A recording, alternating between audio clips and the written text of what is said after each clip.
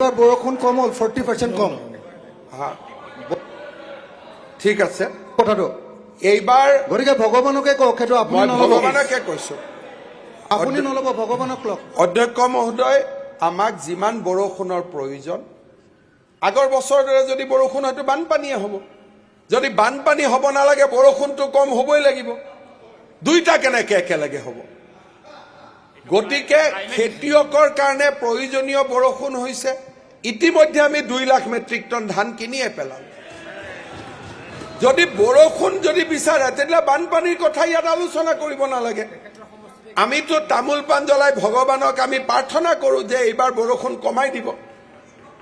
যদি অৰুণাচলতো বানপানী হয়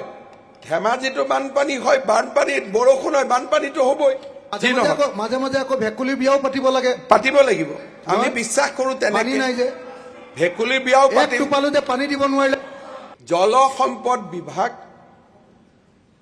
মন্ত্ৰী পীযুষ হাজৰিকাক আমি ধন্যবাদ জনাবই লাগিব যোৱা 5 বছৰত